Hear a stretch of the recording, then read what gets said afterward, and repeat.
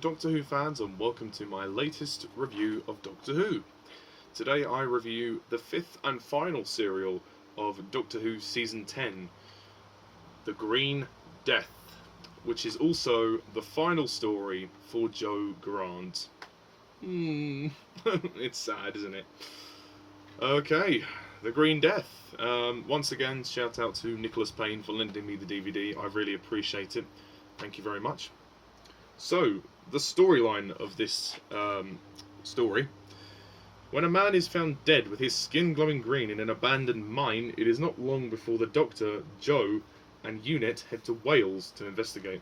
And while the Doctor becomes suspicious of the nearby global chemicals factory and its mysterious owner, Jo gets trapped underground where she finds an old mine tunnel crawling with deadly and sinister giant maggots.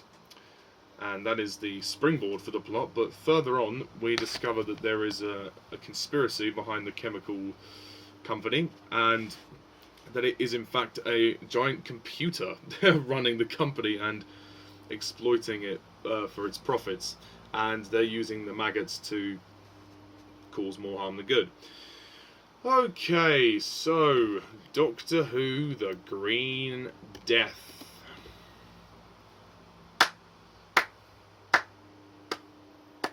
Absolutely fantastic. What a great story. I don't think I'd call it a masterpiece per se, but it is a brilliant story. What a great way to end this spectacular season of Doctor Who. I mean, screw season 9. I mean, this season is the balls. This season is the bollocks. And what a great way for Jo to leave the show as well. This is her final story. I'll discuss more about her exit a bit later. But this story is fantastic, and I really like it. I really like this, the tension throughout. I like the setting in Wales, actually. It gives it kind of a different feel. Some of the supporting casts do have dodgy accents. I don't know if all of them are Welsh, but some of them do have the occasional dodgy accent in the case of not understanding their diction very clearly. I would have preferred them to kind of, just either cast Welsh people. I mean, unless they're already Welsh. I haven't researched into the actors, but I'm assuming they're doing accents, but I couldn't understand all of what they were saying. It's just a nitpick. I absolutely love the stuff in the mines. The mines are fantastic. I mean, the lighting of this story is superb. And I forgot to mention in the previous review for Planet of the Daleks, the lighting for that story was very good, and this much the same. And all of the underground stuff is very intense. And then when they see the maggots, I mean, whoa, wow, that's quite an image. And the maggots themselves are pretty creepy. I mean, these things are huge. Ugh. I mean, they look very realistic. I mean, for the effects, I mean, for the time, obviously, you have to forgive the classic series a little bit for its dated effects. And there are some dated projection, like back projection effects. With the maggots though, the maggots are practically made, and they look very scary. Even to this day, I think those maggots look fucking creepy. But I like the idea that when they infect people, that they turn green, like everybody's faces go green when they die. So it's just a very nice visual image there, and I think. The supporting cast are pretty good. I think the first guy to mention is, of course, Clifford. Clifford, who ends up getting engaged to Jo in the end. They fall in love and they get married. Well, they're going to get married. We don't see them get married, but at the end of the story we see them engaged, which is lovely. And he's a professor, and when they meet, you can tell there is a chemistry there. I had a feeling she was gonna. I just had a feeling, that she was going to be, involved with him somehow.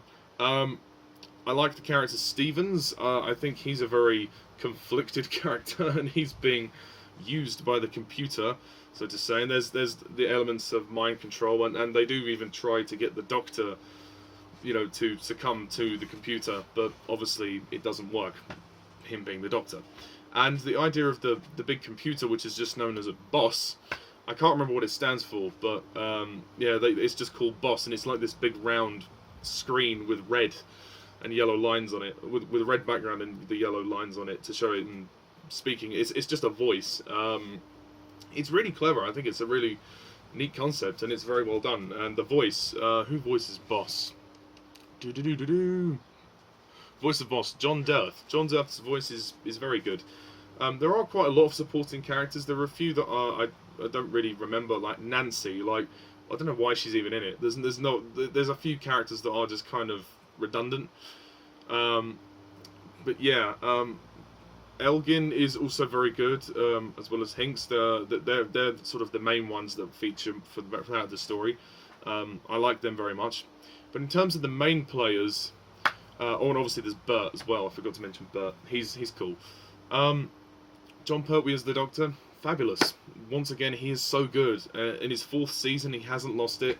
You can tell in the end of the story, he is genuinely heartbroken that Jo has to leave, or chooses to leave, and he's, you know, he does a very good job of playing that moment. And when we see him drive off into the sunset at the very end, that was a very sad, bittersweet moment. You can tell he's become quite close with Jo, but I think his performance throughout the story is great. He's still got that classic bravado. He's tough when he needs to be. He's sincere when he needs to be, and he knows that Jo cares for Clifford, which is really nice. There's even a moment when Clifford has been infected or been bitten by the maggot, and she's like, "We've got to help him. We've got to help him. Please, we've got to help him, Doctor." You know, and then he's like, "Is this powder the cure? Is this the cure? Is this the cure?" Like they're trying to work together to find the cure. And then he's like, and then he can see her skittishness, and he's like, he means a lot. You're very fond of him, aren't you? He means a lot to you, doesn't he? And she's like, yes. So I think he knows that Jo is probably going to leave. Yeah, I think he could anticipate it coming. But yeah, also the Brig is back in this story. Nicholas Courtney as Lethbridge Stewart. Nice to see him come back. He gets much more involvement in the story, and I think what's interesting is in the beginning of the story how he's talking with Stevens and some of the other people in the factory, and he's saying, "Oh, you know, I trust the Doctor. The Doctor knows what he's doing. The Doctor and Miss Grant, you know, the Brig has kind of accepted that, you know, the Doctor, you know, he's accepted the Doctor, and he now trusts the Doctor. So I like that his loyalty has completely gone to the Doctor, which is great." Sergeant Benton is good. John Levine, he gets a couple of good moments in the story, in terms of the action parts of the story. Captain Yates. Now, this is where some people have an issue with this story, and I can see why. For me, the whole idea of turning Yates evil was kind of unnecessary. Like, what? It just came out of nowhere. Like, they say, "Oh, Captain Yates is compatible with the machine," because the Doctor wasn't. And then they just suddenly have him get a gun out and hold a gun to the Doctor in the Brig. What? It just comes out of nowhere. It is completely unprovoked. And to me, it was just unnecessary. Why did they do it? I don't know. I give credit to Richard Franklin for acting it very well, but it wasn't necessary to do that. But it doesn't damage the story for me. The only other thing I'll say about this story is at times the pacing drags a bit. It's a bit long at 6 parts. I think it could have been 5 parts, really, to be honest. The climax is thrilling when the boss computer is, well, I don't say going mad, but it's kind of frying, and then Stevens is also there, and then they have to blow up the factory in the end, and I like that scene when the Doctor is on Bessie, and I think it's Yates that's with him, or no, sorry, Benton, who's with him, and they're sort of chucking the powder on the floor, and they're trying to cure all the maggots, trying to kill the maggots, sorry, which is really intense. There's a lot of tension in this story, and the very concept of the story is great. And of course, I haven't addressed the elephant in the room, which is Katy Manning as Jo in her final performance, well, at least her final regular performance. You know, Katy Manning has been great. And in this story, she is it's definitely one of her best performances. And I like her character's ending. I think it works. I also want to talk about the music. The music is very good. There's some very sweet moments here, particularly with Clifford and Jo. production design is fantastic. The sets are terrific. The mindset is great, and really, it's spectacular. It is a spectacular looking production, and a great epic finale to the season. So I'm going to rate this story. I'm going to be generous, and I'm going to give it a 10 out of 10.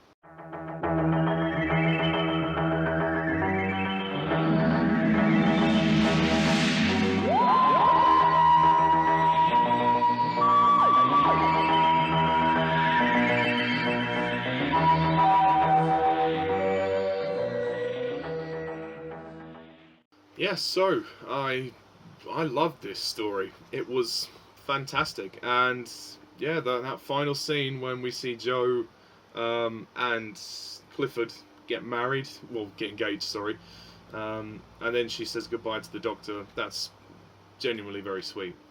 And yeah, before I go on to talk about Katy Manning, I just want to say that I want to do my mini ranking of the season, as this is the final story of season 10. Overall, this has been a pretty fantastic season, and it totally makes up for the disappointment that was season 9.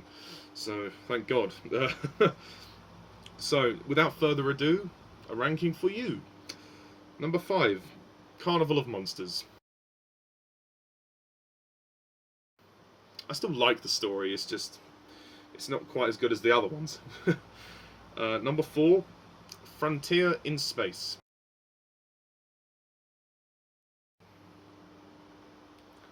Number 3, Planet of the Daleks. Number 2, The Green Death. And number 1, The Three Doctors. So, that's the mini ranking for you there. And I want to just give a little mention to Katy Manning. You know, Katy Manning as Joe. Joe is, without question, one of my favourite companions of the show. I don't know if she's my favourite, but she's one of them. She's very good. She's had quite a character arc. I mean, when she started out in Season 8, she wasn't dumb as such. She was just sort of unobservant and unaware of what was going on. And I think as she spent more time with the Doctor, she grew closer to him, and she started to mature, I think. And then her exit really, you know, is lovely, because she finds someone who really loves her. I mean, obviously the Doctor, you know, adores Joe, but not in a romantic sense of the word. And they just grew very close. And I think the relationship between the Doctor and Joe is stronger than the one he had with Liz. I mean, Liz was only in his first season, so there wasn't much time to develop that relationship. And then Caroline John had to leave the show. I think Katy Manning just was always very sincere in her performances. She never gave a bad performance, and I always believed Joe as a character. She was always true to herself, and she gradually became more courageous towards the end of her time. And I really do see why people love Joe as a companion, and I do really see why Alan Kalo, my friend, rates her as his favourite companion. And I think she got a really nice exit. And yeah, goodbye, Katy Manning. We miss you, love. You're a great gal. You're a great gal. So, yeah, that's pretty much it. My review and mini ranking of The Green Death and in Season 10. So, Pertwee has one more season. He is not done yet. Katy Manning is done, but Jon Pertwee isn't done yet. He still has Season 11, which is his 5th and final season. So, next time on Doctor Who Review, we will review The Time Warrior. So, stay tuned for that, folks. Once again, shout out to Nicholas Payne, and thank you all for watching. And as always, I'm Mr. TARDIS11. See ya.